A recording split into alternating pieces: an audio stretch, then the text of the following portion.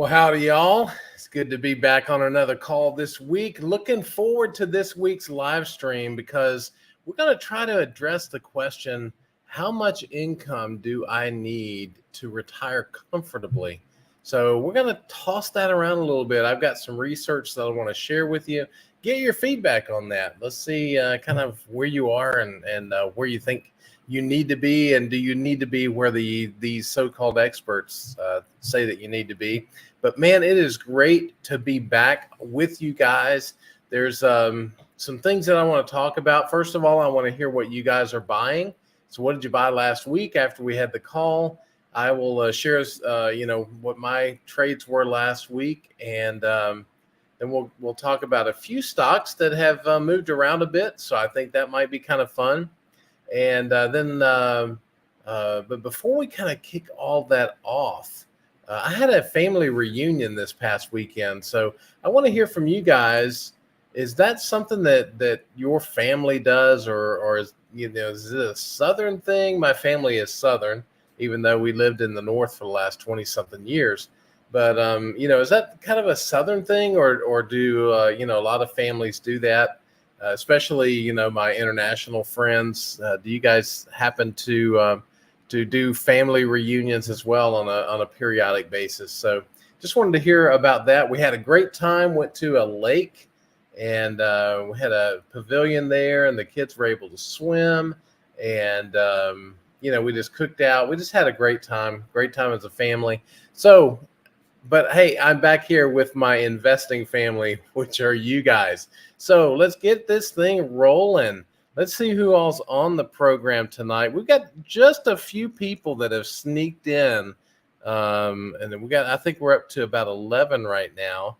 So we've got Michael Swami, who's in the house. Good evening to you, Michael. We got Jim Betts is in the house. Good to see you, Jim. Kevin Rayberg slips in before the door is locked. I did put that bolt on that door, my friend. And Pat is in. Good to see you, buddy. And El Dynamico is here. Good evening. It's Fun Day Monday. I think maybe we could write a song. Could we write a song, El Dynamico? The Carpenters used to sing a song. Monday or something like that. I don't remember, but maybe we could do Fun Day Monday. So I don't know. Rust Moments. I think this is Shaping. Shaping has a new channel, so if you guys want to check that out, he goes by Rust Moments and this one. So, but yeah, you guys should check his channel out. It's pretty cool. Let's see. We got Jacob Harrison in the house, and he's asked, have you heard about the, that must be U.S. dollar being refused by some country in the Middle East? I have not. I've not heard that. It doesn't surprise me, but now the U.S. dollar tends to be the world, what's that called? The when the monetary instrument for the world. So if they're not accepting it, they're probably picking a different one, and it'd be interesting to hear what that is. So no, I've not heard that. I don't know who that is. So let's see. I've got Greg's in the house. Greg, that is great to see you, my friend. And Michael says it's not the Carpenters, it's the Mamas and the Papas. So that is cool. I wonder if the Carpenters also sang it. So maybe that'd be a good trivia question we could try to unravel. Suzuki Man is in the house. Suzuki Man 89. So it's good to have you guys here. So I tell you what, let's go ahead and get this thing kicked off. I'm going to show you some of the research that I found about how much do we need to live comfortably when we get into retirement. I have retired, so I'm about 3 years into this journey, just a hair over 3 years now. And so this is something that's very real to me. So I wanted to share all of this with you today. So let's go ahead and get cranking. So here we go. All right. So this is the you guys like my hat? I like my hat. Russ said I look like Indiana Burgess now. Maybe, but right now it's just Alabama Kev. Alabama Kev for my friends. So, but Russ can call me Indiana Burgess. That's fine. Okay. Where are we at here? Let's go ahead and get started. So first thing I wanted to point out, and I think this is the first slide, we've had a little bout with inflation, and you can see that here. We've had, it went from, in the, 3% range and below for quite a few years. And then all of a sudden, 2022 jumped to a 40-year high, 9.1%. And then I think everybody thinks that we should breathe easy now because inflation's back down. January 2024 was around 3.1%. I think it's hovering about that same level now. So everybody's like, oh, good. We're back to normal. We're back to where we were before. But a lot of people don't realize that inflation is cumulative. So let me show you this chart. This chart goes back to about 1913. Yeah, 1913. And inflation, and you can see the only time we really had sustained deflation, and that was starting at about 1920, and it went to about 1940. And what happened during that period? Well, we had the roaring 20s, but then we had the depression in the 30s. So, when prices go backwards, when there's a deflation, then it tends to not bode well for the economy. So what happens is that we have inflation every year, and that means that prices are higher than they were in the previous year. So if we had 9.1% inflation last year, that means prices went up by almost 10%. So if you paid $100 for, a dinner last year, it's $110 this year. And now that it has come back down, it is still $110 plus 3.1%. So whatever prices we have are here to stay. So don't get tricked into thinking that everything's back to normal, because it's not. It is a new normal. And so when we're thinking about retirement and we're thinking about the money that we need to retire, that's a big deal. That's a big conversation to have. So let's move on. So here's some research that I found. This is the income a family needs to live comfortably in the U.S. You can see this map here. The darkest green colors are the ones that are between 250 and 300,000 a year.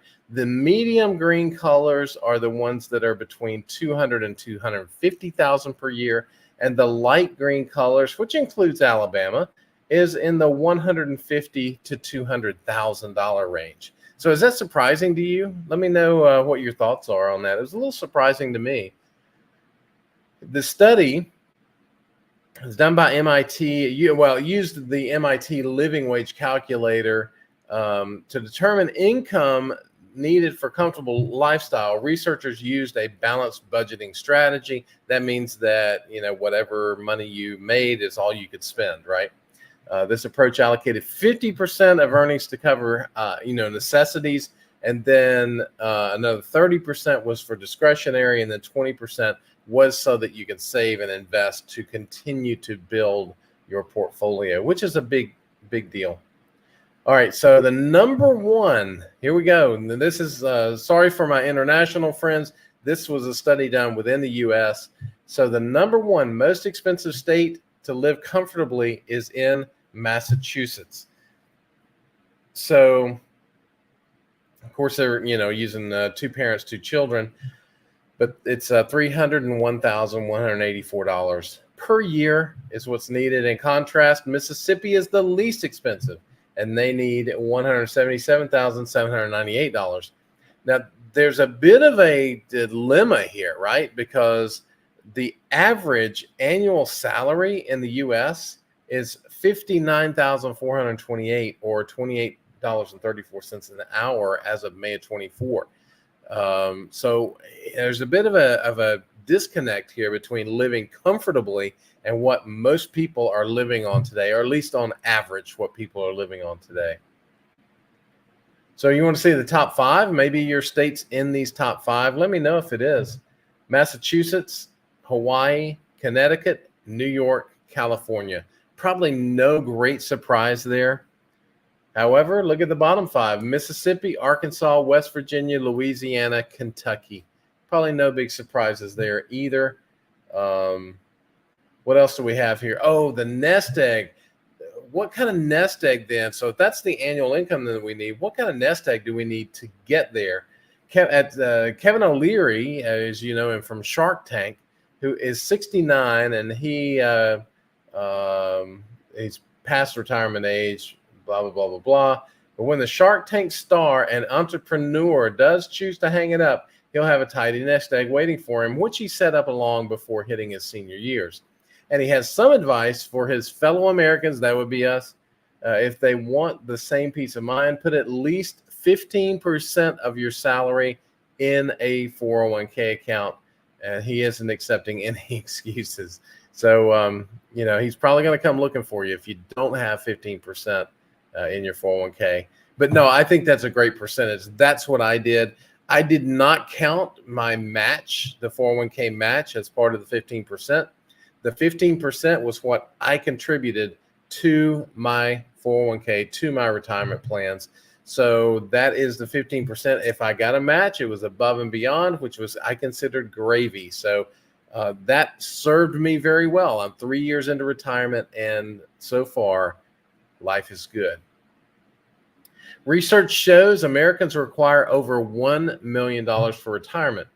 A recent study from Northwestern Mutual found that adults 18 and older expect to need $1.27 million in savings to retire comfortably, an increase from $1.25 million. I think that's a bit low, actually, personally. The famed guru Susie Orman. I'm not sure. I'm not a huge Susie Orman fan, but I felt this was applicable to what we were talking about tonight. Once told this lady on some kind of podcast, I don't even know what that is, that $2 million simply isn't enough to retire early on. So how much does she say you need? She says you need closer to $5 to $10 million to retire comfortably. Now, that's a lot of money. So let's take a look and see, does that make sense? So what I did here at the top of the screen, you can probably see this in red. I said, hey, if you want $200,000 per year in income to live comfortably, and you're able to invest that conservatively and get a 5% yield, which could be either in, some kind of, high interest yield on an account, or if you're able to get a 5% yield on dividends, and that could be a combination of having some higher yield dividends and some, higher growth dividends, but you would still get an average of 5%. You would still need $4 million to get $200,000 a year in income. Now, if you're looking for $100,000 a year, then you're looking at $2 million. So it's just math, right? So, then this little blurb here, can't even talk tonight. What's the deal? Maybe I need a drink of my water. Maybe I'm going too fast. Tell me if I'm going too fast. What's perhaps most concerning in this whole ordeal is that according to the Federal Reserve's latest survey of consumer finances, only about 10% of American retirees have managed to save $1 million or more. So one of the reasons that I have this channel is to try to inspire people like you to grow their wealth, to grow their income, so that when you get to the place where you are ready to retire, that you will have a fighting chance, to make it through retirement in a comfortable fashion. So that's why we do what we do here at Wealth Circuit Investing. So the income needs. So here's some takeaways. Where you live when you retire matters. If you live in one of these really high income states, then you're going to need more when you retire. If you live in a lower income state, you're going to need less when you retire. So that's important. You may need more income to retire than you thought. So if you were thinking, hey, I can get $500,000, I can do fire, lean fire, and live on $500,000, you might want to rethink that. I'm not sure that's a good strategy. Live below your means. That is, if I could point to maybe just a handful of things, living below my means was a huge benefit for being able to retire early. I retired at the age of 55. I consider that early. And then save at least 15% of your income. That's what I did. That's what Kevin O'Leary says to do. It's what Dave Ramsey says to do. There is a lot of support for this 15% number. And then lastly, learn to be a savvy investor. That's why we're here, right? We're here trying to figure out how to be the best investors that we can be, trying to get trying to build our portfolio value, trying to get our income levels to where we need them through dividends, but also risk management so that we don't lose a lot in our portfolio by making mistakes and things like that. So learning to be a savvy investor is a key point. So is any of that a surprise to you guys? I mean, those numbers were higher than I thought they would be. I was thinking, 75 to 90,000 would be comfortable. They're saying no, you got to need, anywhere from 150 to 250,000 and 300,000 if you're in Massachusetts. So anyway, let's go back to the phone lines here. And I'll go ahead and get that off the screen so you guys can see my hat.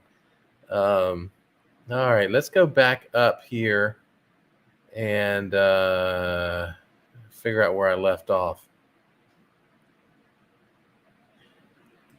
Okay, El Dynamico said Alexa just told him that the Carpenters do not sing Monday, Monday. So, hey, I was wrong. Maybe it was the Mamas and the Papas, and I just thought it was the Carpenters. Who knows? So thanks for clearing that up. Now we know, and that's what I love about this group is that we are factual. El Dynamica says I look the same to him, so I appreciate that, my friend, and I imagine that I do. So Michael says seems like yesterday once more. El Dynamico. So yeah, that's I think that's a Carpenter song. Let's see. Comfort is a value. This is Kevin Rayberg who sneaked in and sat down before the door was locked. Comfort is a value concept. I don't have enormous means, but I am comfortable because I live within my means and save the extra. I think that's a great point because everybody's level of comfort is different. I think it's it depends on kind of the lifestyle that you're used to, right? And it's the lifestyle that your friends have, and it's the lifestyle that your family has, and so it really is very dependent on your environment. But I would say, if you can, have that comfort level at a lower income level, I think that's fantastic. Okay, El Dynamico wants me to tell you guys why that was so funny. I've purposely not said that, but I'm going to tell him since he said it was okay. El Dynamico is blind, and so he is actually listening to this broadcast as opposed to watching it. And so, when we're talking about my hat and do I look different, to him, I look the same. So, but I tell you what, he is a great guy, and I'm so glad, El Dynamico, you are listening to this program. So that's fantastic. So Jim Betts retired at 62. Geographical arbitrage, HSA and Cobra allowed me to do that. Okay, geographical arbitrage. I'm not really sure what that is, Jim. Maybe you could elaborate a little bit. I think I understand. I think maybe you've moved somewhere that is a very low cost of living, and you're able to use your HSA to cover your Cobra, so you have insurance. So maybe that's where you're going with that. Steve C is in the house. Good to see you, my friend. Greg, no shocker. I'm as dark green as possible here in Southern California. Yes, you are, my friend. And I think it's going to get darker and darker green as we move forward here. But, you should consider moving to Mississippi or Alabama, Arkansas, something like that. We'd love to have you. Of course, you do need a hat. That's important. And probably hats are really more for Texas. But I used this. I went picking blackberries yesterday. And I used this hat because it keeps the sun off of me. And the older I get, the more important that is. Michael Swami living very comfortably on 60% of those numbers in the Houston metro area. So 60% of, let's say, 300 grand would be about 180. So I think that makes a lot of sense. 180, I think, would be great. And if it's off of 200. Then let me see where Texas was on that. Texas was the medium green, so it was between 2 and 250. So let's say 60% of 200 would be 120. 250 would be somewhere in the 140 range. So I think that makes a lot of sense. I could make that work. Jim says, except for a couple of instances, haven't had to touch my retirement portfolio. Same here, Jim. I did have a situation this past year with my taxes. I sold a piece of property and had a surprise tax bill at the end of the year because I was thinking that the laws went one way when they actually went a different way. So I had to withdraw from my portfolio a sizable amount of money, and but fortunately I had it there, and it was took care of that bill and moved on with life. So life is good, and we're in the process of making that back, and we're probably about halfway there. So glad for that. Blue collar bullion baller. So it's good to have you on the program, my friend. June 9th, the agreement with Saudi Arabia ended. The petrodollar is what you're talking about. Okay, so the petrodollar, does that have to do with what's OPEC and all of that? Maybe that's where that's going. I'd need to research that. I'm not really familiar with the petrodollar either, so I'd have to do a little research there. Let's see. Wow. El Dynamico. Fantastic, man. He says, this may be hard to believe, but I live on about $28,000 a year, and I'm in California. Man, that is fantastic. You are not much of a spender, my friend. So that's good. Michael Swami says that is his beer budget. So yeah, you'd have to go without beer, Michael. That is for sure. Yeah, swapping a suit for sweatpants. I'm killing it, Jim says. That is fantastic. So yeah, Greg, Susie is off her rocker, doesn't know how to live average. I think that's probably right. I think she has built a lifestyle for herself that she then wants to impose on others because she has that level of income, and so she wouldn't want to live like we live because she makes too much money for that. I don't want to downplay her too bad, but I don't find her to be that genuine, to be honest with you. Yeah, Al Dynamico says she must be living a lavish lifestyle. I'm guessing that she does. That would be my guess.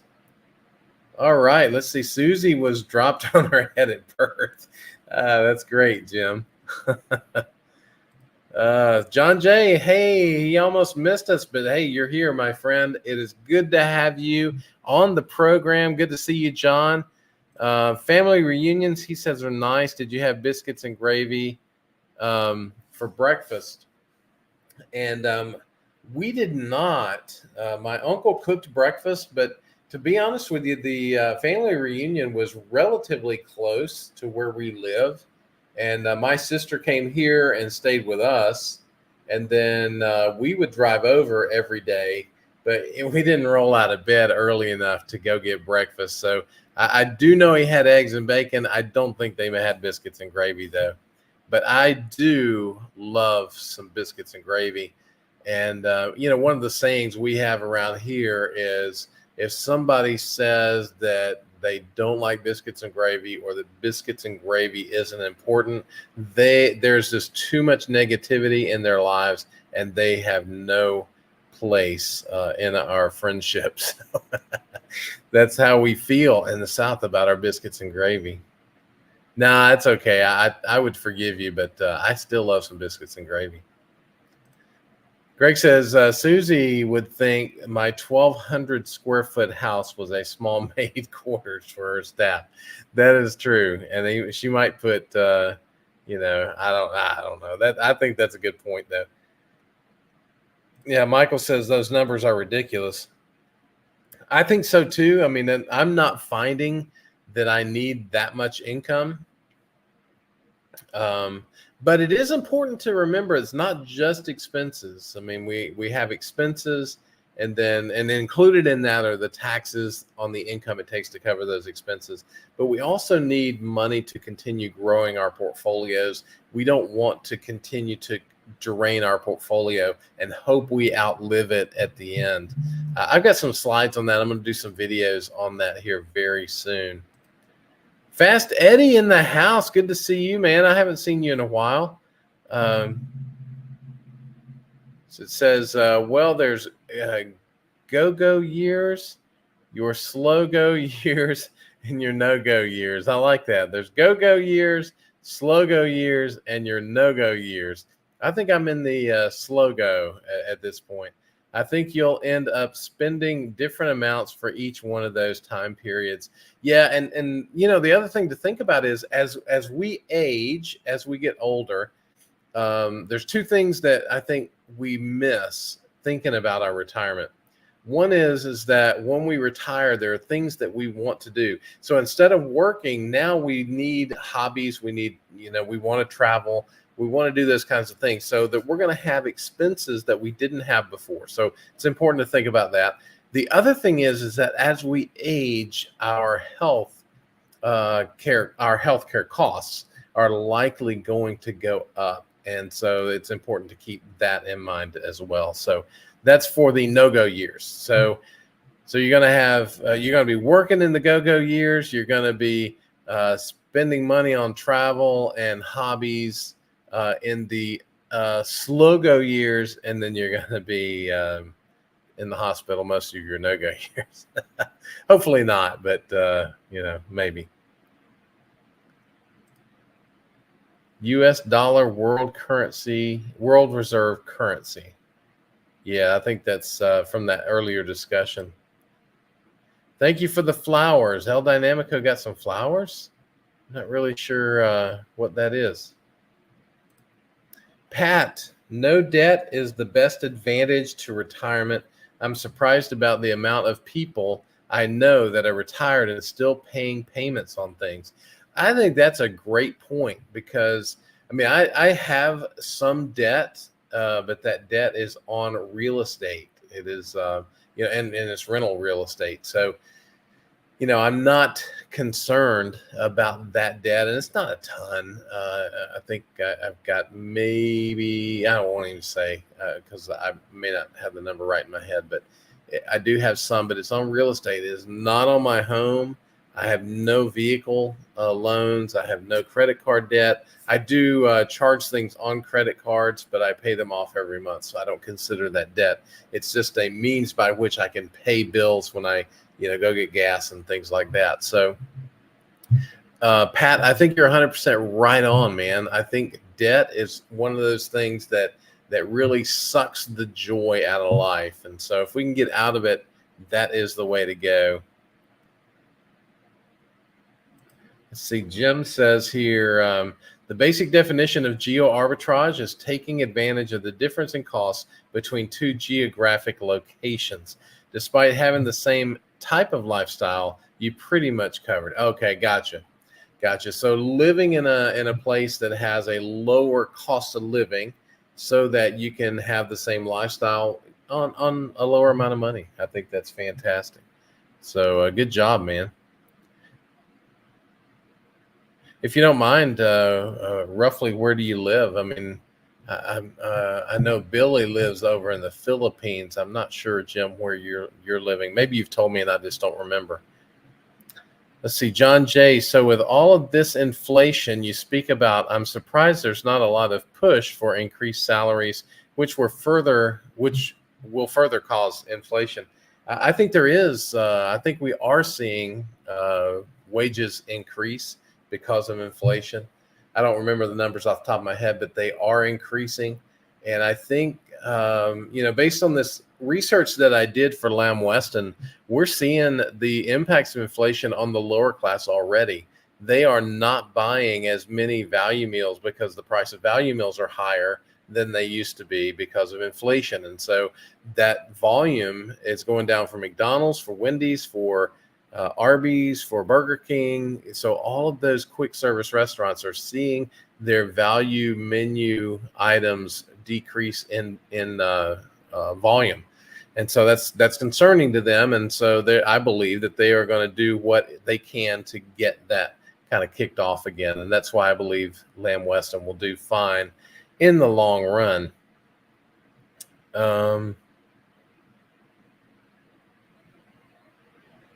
Actually, I didn't hit that. There we go. That's the one I was talking about. Yeah, so there we go. Sorry about that, guys. Let's see. Let's see. Michael Swami says, I am positive there was banana pudding at the Alabama family reunion. It's funny you say that because that is my absolute favorite dessert. So, anywhere I am and there's a crowd of people, there will definitely be some banana pudding. I can guarantee you that. Buttermilk biscuits with sausage. You guys are making me hungry, man. What's the deal with that? Buttermilk biscuits with sausage gravy and a big jug of sweet tea are the best. Absolutely. So Bubba, there we go. Maybe I got a new name now.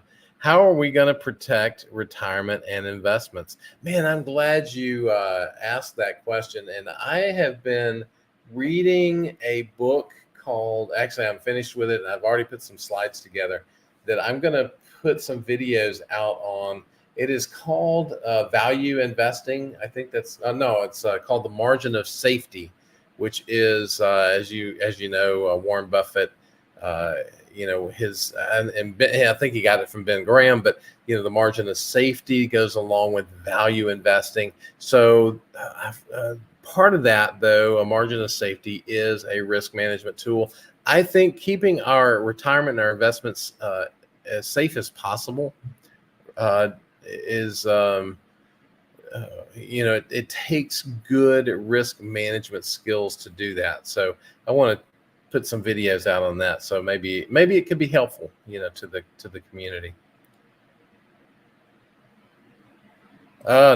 Jim lives in Nebraska. So you're out there with my buddy Warren Buffett. That's awesome. I think you may have told me that, and I may have even said that same thing before. So hey, what have you guys been trading this past week? Have you guys been buying anything, selling anything? Let me know about that. Look at minimum wage and increases in California. You'll see it. Yeah, absolutely. All right. 25 rather. Kevin Rayberg, I would rather sit at home listening to Kevin than paying to go to a movie or some other form of cheap entertainment. Hey, this is as cheap as it gets, man. So I'm glad you like that, but maybe we should expand your horizons a little bit. I don't know, man, but I really appreciate you being on here. Let's see. Jim says, we used to have family reunions until the lawn darts and salmonella incidents. Yeah, absolutely. So those of you who don't know what lawn darts are, they are those big, long darts. And what you would do is you put one of those little hula hoops out in the yard, and you would throw that lawn dart up, and then whoever got the most inside that Hula Hoop was the winner. Problem was that they went up so high and they came down and they started killing people because they were heavy metal sharp objects. And I'm not sure why they didn't recognize that, but it sounds like they've been trying to fix that. So anyway, so what are you guys buying and selling? You guys doing anything out there in the market? Let me adjust my hat here. I've been practicing this. You guys ready? Howdy, man. Let me know if that that works for you. All right, so let's. I think there's one other thing that I want to talk about while you guys are telling me what you've been buying or selling. Is a couple of stocks are moving or have moved, and I wanted to chat a little bit about that. We have here. I'll go ahead and share this. That's not it. So we will stop sharing that. Then we will go to this right here. There we go. So you can see here, this is the portfolio, and GGG, Graco, has been moving quite a bit. You can see that it was, in the 90s, somewhere around 94. This was about the end of March, and it's been trading, in the low 90s. And then all of a sudden, looks like around April 23rd, dropped from $89.35 down to $83, and then ultimately down to $80. And then last week it hit $78.11, $78.35. So I picked up some shares of Graco GGG for around 78 something, $79 maybe, something along in those lines. So I think that's, it's in a reasonable buy range at this point. I don't think it's undervalued at $79, but I think it's reasonably valued. It is a well-run company. It's a lower market cap company. It's not a small cap, but it's certainly a lower mid cap company, and so I think it's going to be a worthwhile investment over time. And who's the other one? The other one was Hershey's. Let's take a look at Hershey. Where is Hershey? How do I back out of this? There we go. So let's go down to Hershey. You can see that Hershey has, they struggled there back in the April timeframe, down around 181, 182, and then they were up in the 200s, 207. Now they're back down around 191. I think what we're finding with Hershey, and I'll go ahead and pull this up. I think you guys can see that. This is a chart that shows the price of cocoa. And if you look back, this is July of last year. Since I think this is a 1-year chart, you can see that, back when it was like in the 180 range, back when Hershey was in the 180 range, price of cocoa was up to around $12,000 per, I think this is per ton. US dollars in tons. So $12,000 a ton. Then it dropped back down, got in the 7,500 range, and now it popped up and hit 10,000, almost 10,000, right at 10,000, and has fallen to about 95, 9,400, something like that. So 9,485. So I think the cocoa prices are driving the stock price for Hershey. Let's look at a 25-year chart. You can see that now this is not adjusted for inflation, so that would be a different looking chart, but you can see that it's pretty high compared to where it's been historically.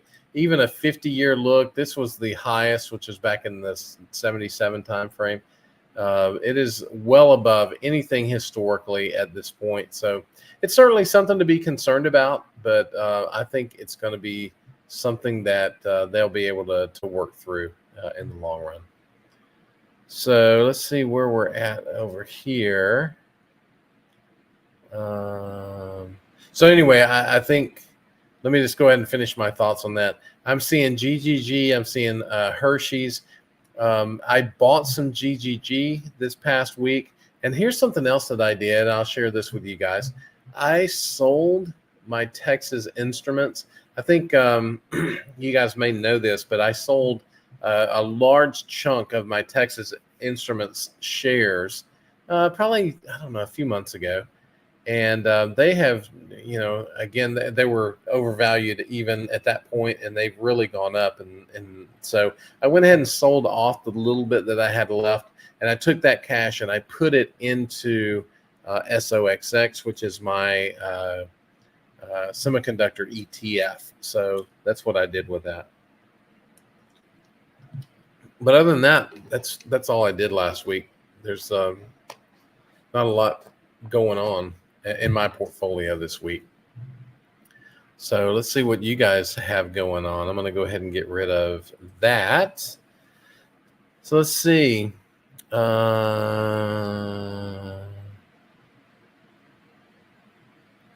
So we've got Pat. Pat here has bought SCHD, J&J, Maine, and NEE, NextEra Energy. I tell you what, NextEra Energy is going wild. It is going bonkers. I wish I had bought more of that when I did earlier. I think I'm up. I don't know. Let's take a look. I've got, about 1.5% of the portfolio in it. But let me see what I've got. NEE is 1.25% of the portfolio, and I bought it at 59.778. It is now 76.97. So I think in 2 months it's up like 30%. So it is gone lights out. So I'm not really picking any up at this point. Maybe I should. I don't know. But it's just really hard for me to average up that much that quickly. So.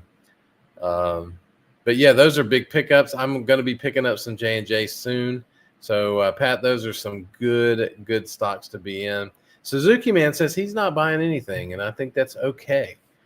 That's okay for right now. Yeah, Kevin is ready to play poker with Maverick. Absolutely, man. A little Texas Hold'em action. I'd be into that, I think.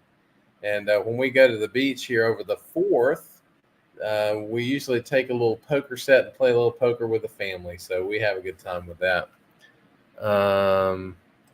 El Dynamico says he's been honing in on Vici and Realty Income these past couple of weeks. So pulling in some of the REITs and so getting them some of that dividend income. So that's good to see.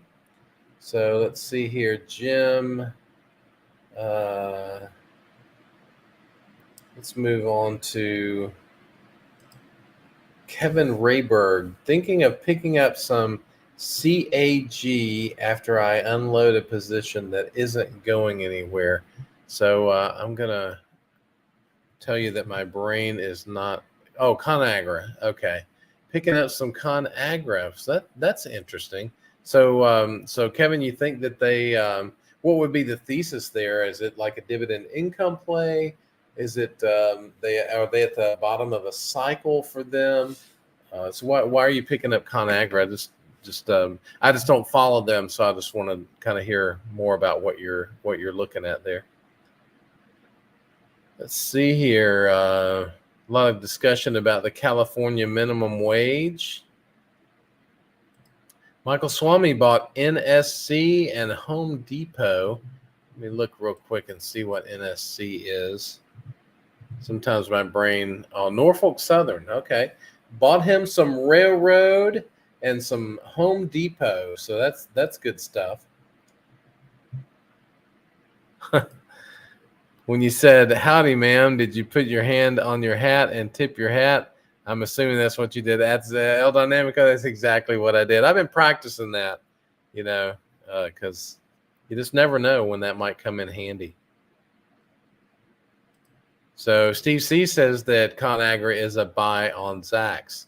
So let's do this real quick if you guys don't mind. I want to take a look at it. I'll go ahead and pull this up because I'm interested now.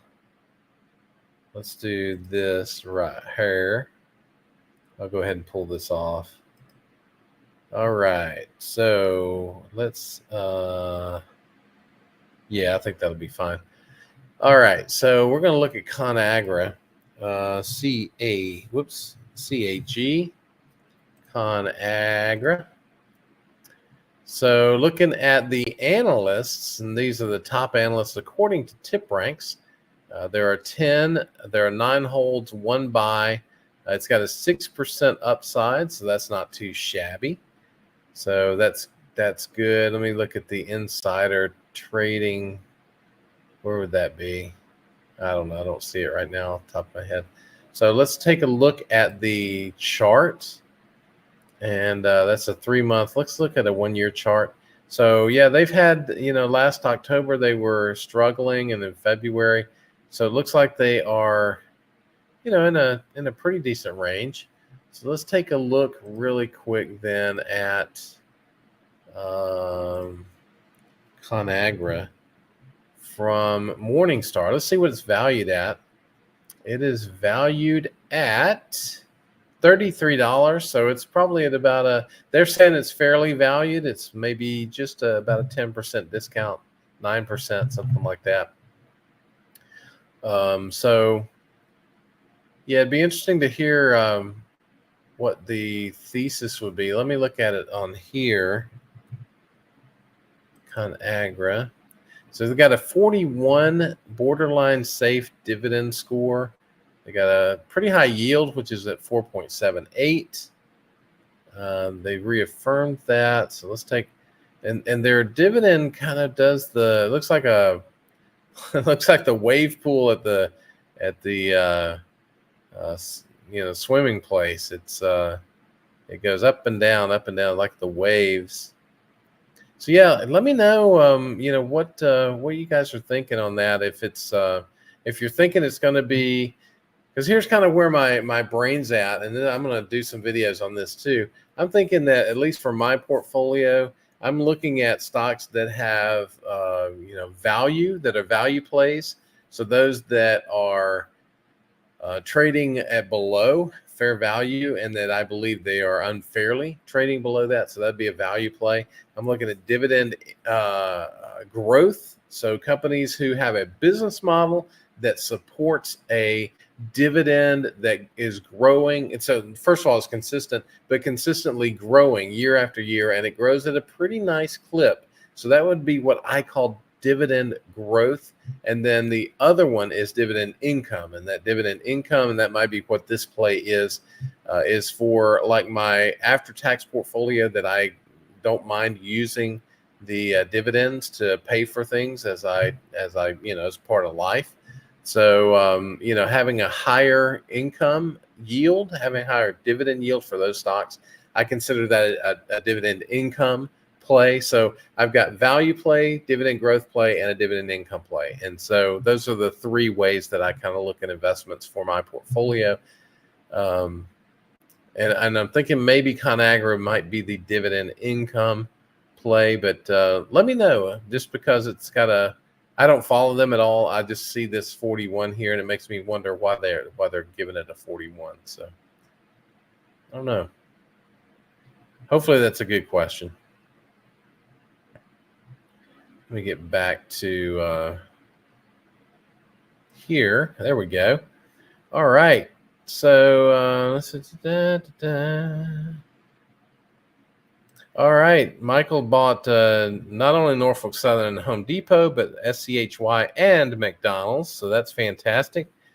I'm going to skip by this California minimum wage, because I'm just not that interested in it, and it's my show, right? Let's see. Michael says, yeah, he always thinks of Monty Python or Monty Python and the Holy Grail when somebody mentions NEE. So fantastic. Rust Moments. Yeah, I'm on team didn't buy anything really. Yeah, I'm with you, man. I just did that little trade between Texas Instruments and SOXX, but I did pick up some GGG last week. So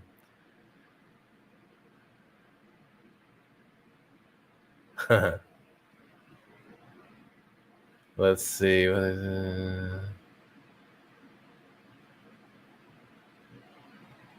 Let's see. Kevin Rayberg here says income, and they seem to have ventured through the low range and starting to grow again. Okay, I got it. So it seems to be that they're a bit cyclical, but yeah, with that 4.78% dividend yield, I can certainly see that on a dividend income perspective. And it sounds like that maybe they're on the way back up again. So, hopefully that works out. Let's keep an eye on it and show. Let's see, in the next few months how ConAgra turns out. El Dynamico says, anybody want to play blackjack with me? I have my own cards. So I would not take him up on that at all. Okay, ex-dividend dad. ConAgra evidently makes pot pies.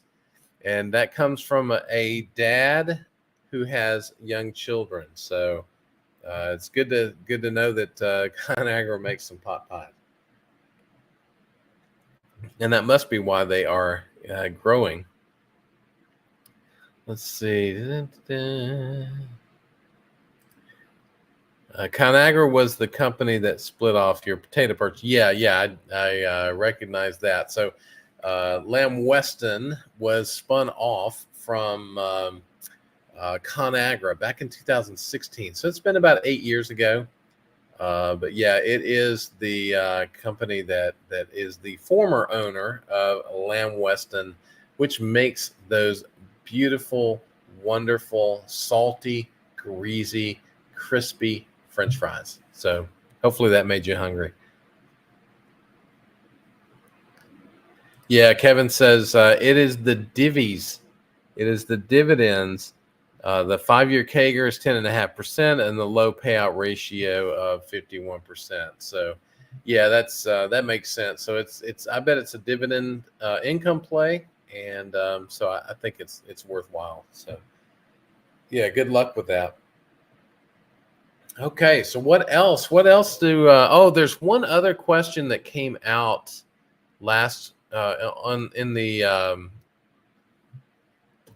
in the Discord. So if you're not a member of the Discord and you're listening to this and somehow you've been under a rock and didn't know, not Iraq, but a rock, and you didn't know that I have a Discord. I have a Discord. You can connect through the comments in this video. So we'd love to have you join us and be a part of the discussions that go on there. We talk a lot about stocks and a lot about valuation, a lot about things like that. So if you are becoming a savvy investor and want to get some thoughts and input from people who've been doing it for a long time, not just me, but there's a lot of great investors in that Discord, you're certainly welcome to join us. We'd love to have you there. I forgot where I was going with that. Oh, there's a channel on there that is called Questions for Kevin, KWESTION.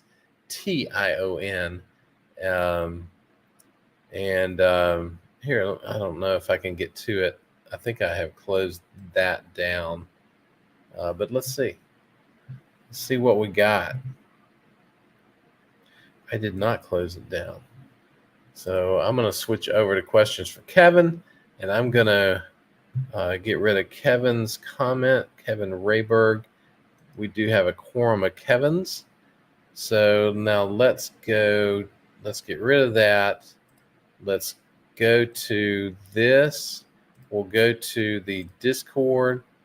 And if you don't know what a Discord is, it is really just a way to organize comments, right? So, I mean, if you've not seen this before, hopefully you can see this. It's a little bit small, but we've got, places for, like I have, an inspiration tier, collaboration tier. Those are for people who support the channel through the Buy Me a Coffee thing, which also has a link. But then we have some text channels. So we got general chat about brokerages, options, portfolio management, buy, sell call outs, dividend call outs, share your portfolio. So there's a lot of things. But you see right here, questions for Kevin. And used to be NK, now it's in Kiter. He says, oh, here it is down on the bottom. I don't see it because of my other monitor. He says, what do you think of ROK, which is Rockwell Automation? I'm looking at it as by the dip, I think. Opportunity following short, medium-term hiccup.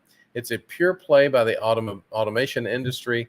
Dividend is 1.95% and increases 6% annually. Buyback is around 1%. So he's saying that they are buying back about 1% of their stock. So let's take a look at that if you guys don't mind. But I did want to show you guys, if you've never been on the Discord before, what this looks like. And I'm sorry, El Dynamico, about showing these things, but the Discord is it's well organized. You can be in chats. You know, we've got chats by sector, so you can pretty much follow whatever you want to do in there. So let's go ahead and get rid of this. We'll remove that, and I want to come back then to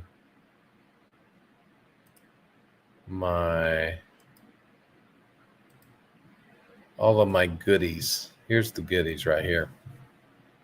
Okay, so first of all, Rockwell Automation, ROK. Let's just look at some of the numbers. It's got a dividend yield just under 2%. Dividend safety score is 70. They provide industrial automation and digital transformation. Looks like around the world. So that's fantastic. The company operates in 3 segments. We don't really need all of that detail. Their dividend safety rating is a safe 70. They've got a payout ratio around 43%. Dividend growth over the last 5 years is around 6%, pretty consistent also with last year. You can see here that their dividends per share are moving up and to the right. We like to see that. They have a dividend growth streak at 14 years, uninterrupted dividends for 21 years. Let's see if there's anything else interesting. Looks like from a dividend yield and a payout ratio, or not a payout ratio, PE ratio, looks like they're trading roughly at fair value, according to these things. Let's look at their payout ratio. It looks pretty consistent at around, in the mid 40s. The free cash flow payout ratio looks pretty similar. Earnings per share looks like it's flattening out a little bit. So I would want to know why that was happening.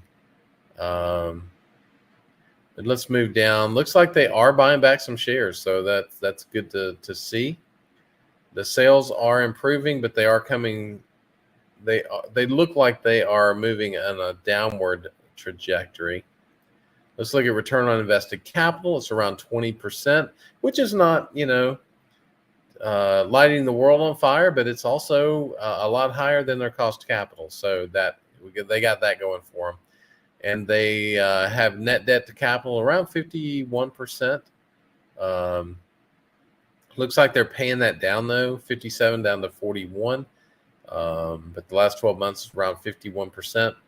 And their interest coverage ratio is an 11. So that's good to see. So it looks like they are, looks like they're not too bad.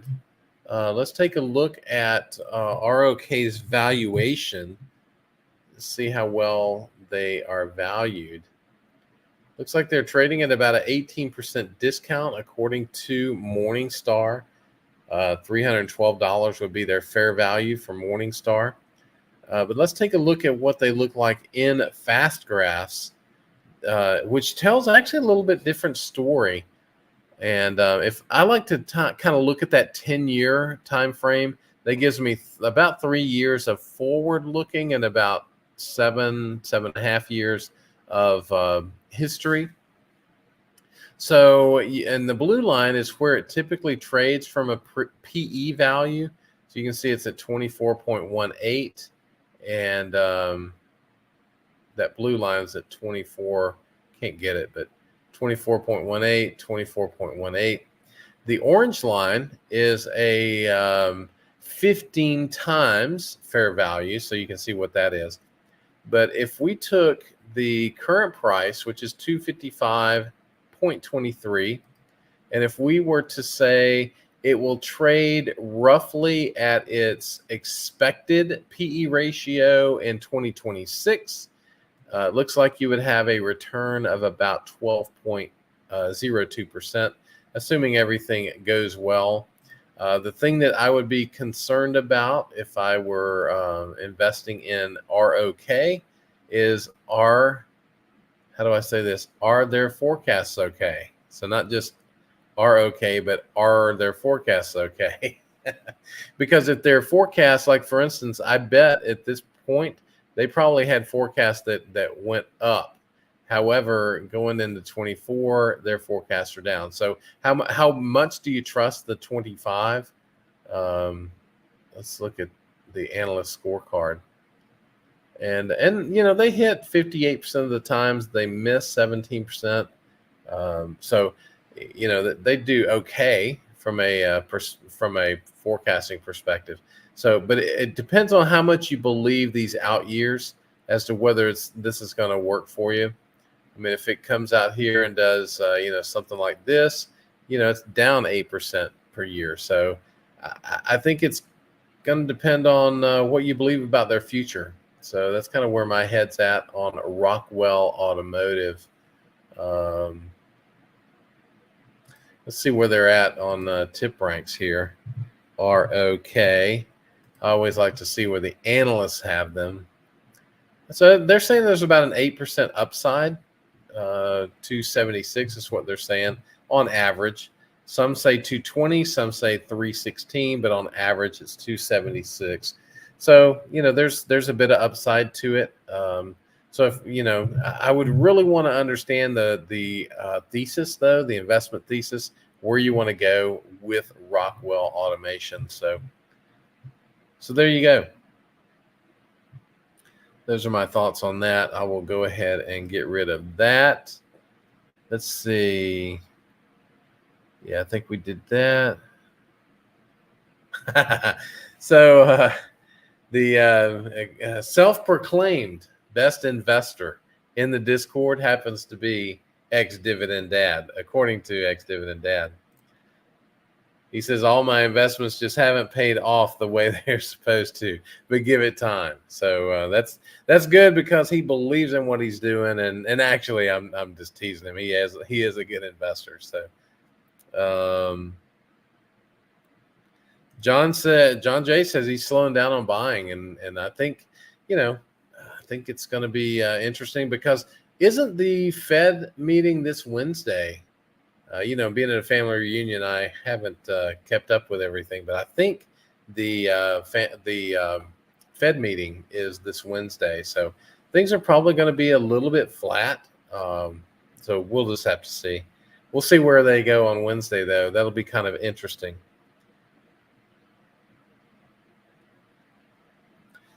Okay. Well, guys, we are 1 hour and 3 minutes into the program. So I am really glad you were here. I always look forward to our Monday night discussions. Hopefully it was helpful for you. And if you don't mind hitting that like button, I'd love to have you do that. And so really excited about, this week to see what happens, with the Fed discussion and all of that. So, with that, guys, I'm going to go ahead and get off of here. So I will chat with you guys on the next one, and we will see you then. So have a great week, everybody. And hopefully you can get to buy some stocks this week so we can talk about them next week. So, hey, take care, guys. I'll see you on the next one.